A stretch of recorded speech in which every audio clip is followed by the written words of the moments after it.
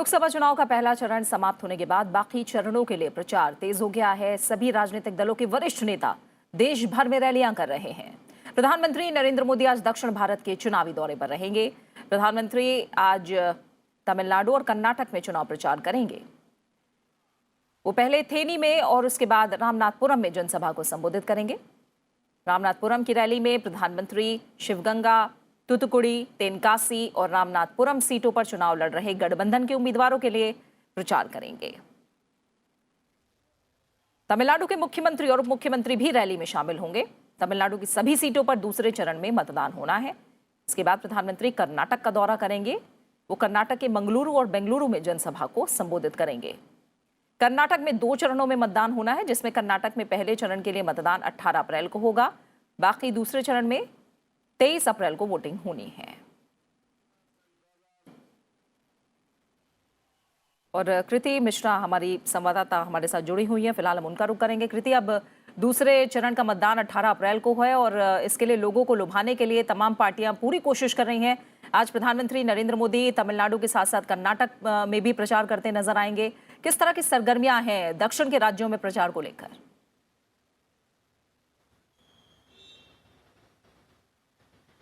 जी प्रीति, आज प्रधानमंत्री नरेंद्र मोदी बेंगलुरु और मंगलुरु में रैलियां संबोधित करेंगे।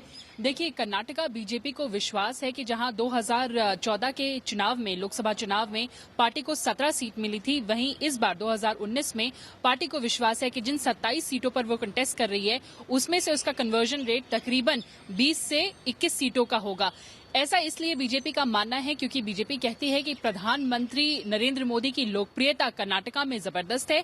और दूसरा फैक्टर एक बड़ा मानती है कि जो अलायंस शेकी रहा है जेडीएस और कांग्रेस की वजह से, उससे बीजेपी का कहना है कि कर्नाटका की जनता त्रस्त है। और तीसरा फैक्टर ये भी है कि कर्नाटका में देखा गया है कि ये ड्यूअल वोटर्स का स्टेट है, यानी ये स्टेट वो है जहां पर स्टेट में एक सरकार होती है, उसके उलट कर्नाटका की जनता सेंटर में दूसरी पार्टी को वोट देती है। तो इस लिहाज से बीजेपी काफी कॉन्फिडेंट है। वहीं अगर कांग्रेस की बात करें तो देखिए, कांग्रेस के सामने सबसे बड़ा चैलेंज है एक यूनाइटेड फ्रंट पुटअप करने का जेडीएस के साथ, क्योंकि कल ही की घटना है कि तकरीबन मांड्या के 7 ब्लॉक प्रेसिडेंट जो हैं कांग्रेस को सस्पेंड करना पड़ा एंटी पार्टी एक्टिविटीज के लिए।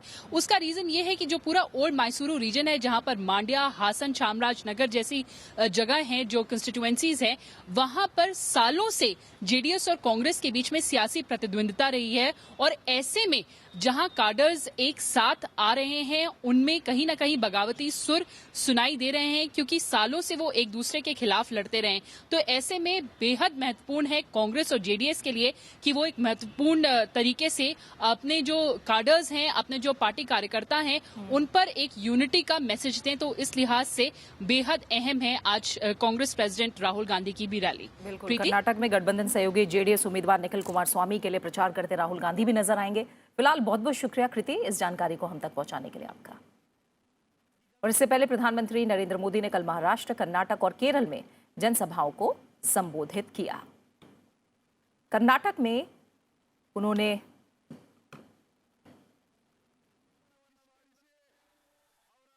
तो दक्षिण भारत में भी प्रचार को लेकर सरगर्मियां काफी तेज हैं। कर्नाटक के कोप्पल में रैली को संबोधित करते हुए प्रधानमंत्री ने कहा कि हर रक्षा सौदे में घोटाला किया गया। कांग्रेस शासनकाल में जवानों को खराब क्वालिटी के हथियार मुहैया कराए गए और सीमा पर जरूरी सुविधाएं भी नहीं मिली। प्रधानमंत्री ने इसके बाद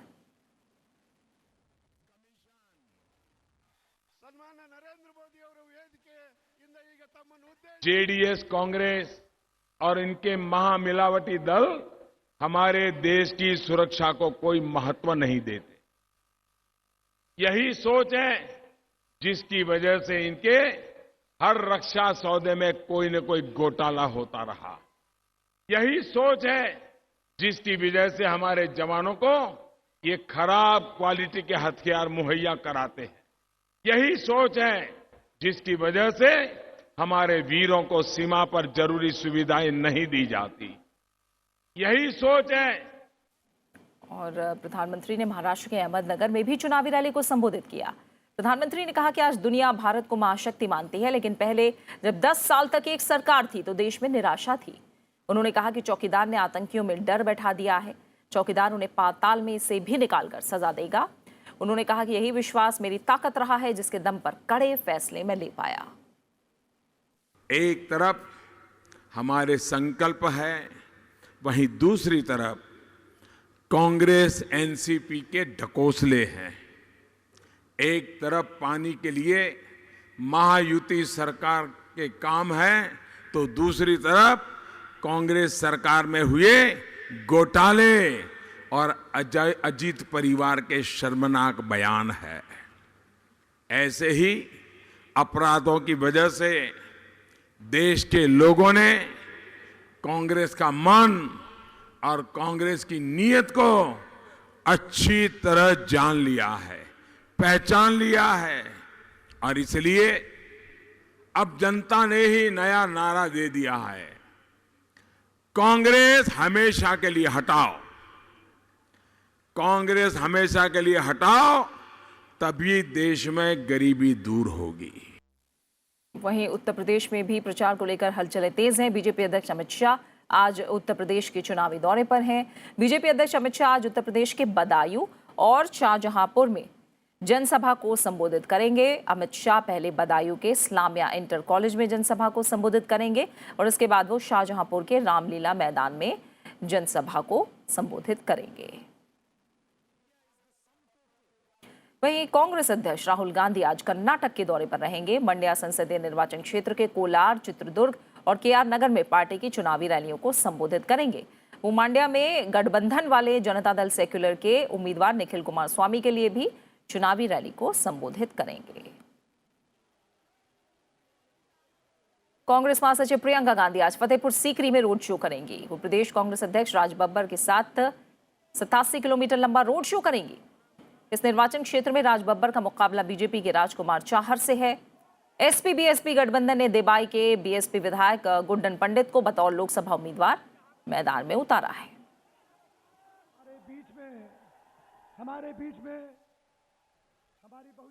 वहीं उत्तर प्रदेश के बदायूं में आज एसपी बीएसपी और आरएलडी गठबंधन की संयुक्त जनसभा होगी।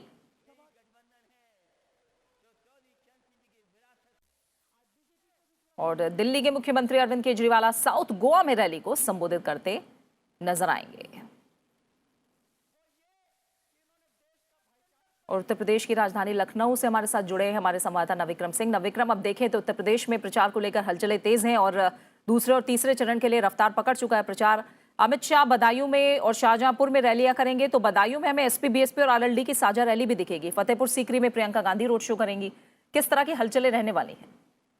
बिल्कुल, अगर बात करें प्रीति, एसपी बीएसपी गठबंधन को बेअसर करने के लिए और आरएलडी, एसपी बीएसपी आरएलडी का जो गठबंधन है उसे बेअसर करने के लिए बीजेपी अध्यक्ष अमित शाह खुद पूरे इलाके का और बूथ लेवल पर कार्यकर्ताओं से बात कर रहे हैं और साथ ही जनता को लुभाने के लिए, जनता तक अपनी सरकार की उपलब्धियां, बीजेपी सरकार की उपलब्धियां पहुंचाने के लिए भी वो फॉर्मूला जो कार्यकर्ता हैं उन्हें बता रहे हैं, बातचीत कर रहे हैं।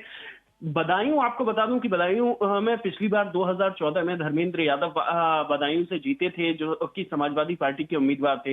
एक बार फिर बीजेपी की कोशिश है कि जिन सीट पर वो जहां समाजवादी पार्टी ज्यादा मजबूत है, वहां एक प्रचार कर वहां कार्यकर्ताओं को और संगठन को मजबूत किया जाए। ऐसे में और वहीं दूसरी तरफ प्रियंका गांधी, अक्सर हमने 2014 तक देखा था कि वो अमेठी रायबरेली तक सीमित रहती थी, लेकिन उत्तर प्रदेश में चाहे गाजियाबाद हो, चाहे क्योंकि फतेहपुर सीकरी, आगरा, मथुरा, ये पूरी बेल्ट है जिसका बड़ा असर पड़ता है। दूसरे और तीसरे चरण के लिए चुनाव प्रचार में बेहद प्रभावी होगा। जी बिल्कुल बिल्कुल, बहुत बहुत शुक्रिया नविक्रम इस जानकारी को फिलहाल हम तक पहुंचाने के लिए आपका। और चुनाव आयोग ने लोकसभा चुनाव के पहले चरण के मतदान का आंकड़ा शुक्रवार को जारी किया। इसके मुताबिक कुल 69.43% मतदान दर्ज किया गया।